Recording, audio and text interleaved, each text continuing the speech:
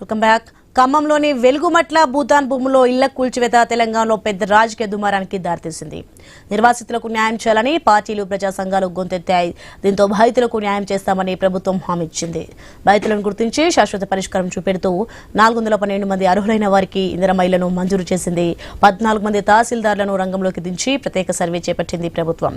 ఇక భూదాన భూముల నిర్వాసితుల్లో అర్హులైన వారిని ఎవరో గుర్తించి వారికి డిప్యూటీ సీఎం బట్టి విక్రమార్క, మంత్రులు తుమ్మల నాగేశ్వరరావు, పొంగులేటి శ్రీనివాసరెడ్డి ద్వారా ఇళ్ల పట్టాలు ఇవ్వబోతున్నారు. మేము వచ్చి 8 సంవత్సరాలు అక్కడ ఉంటున్నాం సార్, భూదాన కాలనీలో. అక్కడ నుంచి ప్రభుత్వ అధికారులు ఆ గుడిసెలు మా షెడ్లను పడేసిన తర్వాత ఇక్కడికి వచ్చాం సార్. ఇక్కడ ఉండి నిన్న మన ప్రభుత్వ పరంగా గవర్నమెంట్ కలెక్టర్ ఆఫీస్ కాడికి తీసుకెళ్లారు సార్. టోకెన్లు ఇచ్చారు. ఆ టోకెన్ తీసుకొని వాళ్ళ రూములు సామాన్లు తీసుకెళ్ళండి, మీరు అక్కడి నుంచి మేము పట్టాలు ఇస్తాం ఇవ్వాలని చెప్పారు సార్. అట్లని సామాన్లు తీసుకున్నామని టోకెన్ మీకు ఇస్తాను. నా పేరు కొత్తగట్టు మంగమ్మ సార్. 8 సంవత్సరాలు ఉట్టి ఆ గుట్ట మీద ఉన్నాం సార్. మాకేమీ లేదు, కోలు కొట్టారు, రాంచుకున్నవయ్యా. అయితే నిన్న పిలిచి సార్ వాళ్ళు టోకెన్లు ఇచ్చారు. సామాన్ చదువుకోండి అమ్మా అంటే సర్లే అని చదువుకుందామని చదువుతున్నాం సార్. మీ అందరికీ ధన్యవాదాలు సార్. మేము రుణపడి ఎప్పటికీ ఉంటాం, పేదవాళ్ళం సార్. మాకేమీ లేదు. మాకు 8 సంవత్సరాల నుంచి మేము ఉంటున్నాం. ఇన్ని రోజులు భయం అనిపించింది. ఇల్లు ఇస్తారా అయ్యారా అని చెప్పి భయం అయింది, చాలా భయం అయింది సార్ మాకు. కానీ గవర్నమెంట్ గుర్తించి లేని వాళ్ళకి, పేదవాళ్ళకి, లేని వాళ్ళకి చూసి ఇచ్చారు. కాకపోతే నష్టం అయితే జరిగింది సార్, వాస్తవంగా భారీ నష్టం జరిగింది. కానీ ఆ నష్టానికి మరి దాన్ని పూడ్చాలంటే చాలా కష్టంగానే ఉంది. సరే, మాకైతే పేదలకైతే కొంత అయితే న్యాయం జరిగిందని మేము అనుకుంటున్నాం. కానీ ఇంకా జరగాల్సింది కూడా ఇంకా కొంతమంది రాలేదు. వాళ్ళ రానులకు కూడా కొంతమందికి గవర్నమెంట్ గుర్తించి వాళ్ళకి ఇస్తే గవర్నమెంట్ మీద కూడా నమ్మకం ఉంటుంది. పేరు మేము భూదాన్ భూమికి వచ్చి 8 సంవత్సరాలు అవుతుంది సార్. 2 పిల్లలు పెట్టుకుని అక్కడే ఉన్నాం. మేము ఆ రోజు మా ఆడబిడ్డ వాళ్ళ బాబుకి అదే పుట్టెంటికలు ఉంటే తిరుపతి వెళ్ళాం సార్.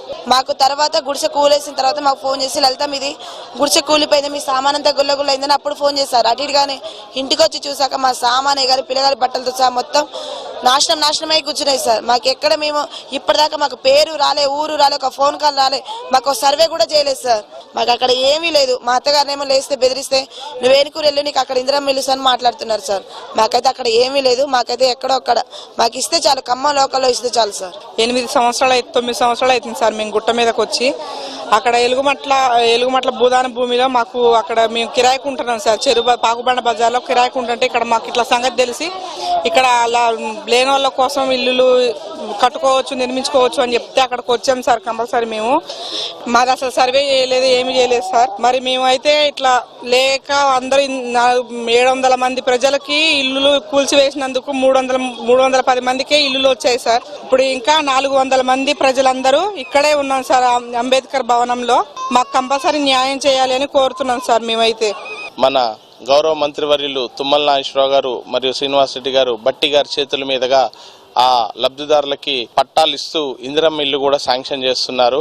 ఎంతో మంది నాయకులు వచ్చి ఎన్నో మాటలు చవాకులు పేలిపోయినా కానీ చివరికి పేదల పక్షాన ఉండేది కాంగ్రెస్ పార్టీ అని మళ్లీ నిరూపించింది ఈ రోజు రేవంత్ రెడ్డి గారి ప్రభుత్వం. పేదలకు ఎట్లయినా మనం చెయ్యాలనగానే ముఖ్యమంత్రి గారు కూడా వెంటనే స్పందించి గౌరవ డిప్యూటీ సీఎం బట్టి గారిని, శ్రీనివాసరెడ్డి గారి అందరితో కలిసి దీనిపై చర్చించి వారికి లబ్ధిదారులు ఎంతమంది అయ్యారని మొదటి విడతగా ఈరోజు 311 మందికి పట్టాలు ఇస్తూ వాళ్ళకి ఇందిరమ్మ ఇళ్లను కూడా శాంక్షన్ చేశారు.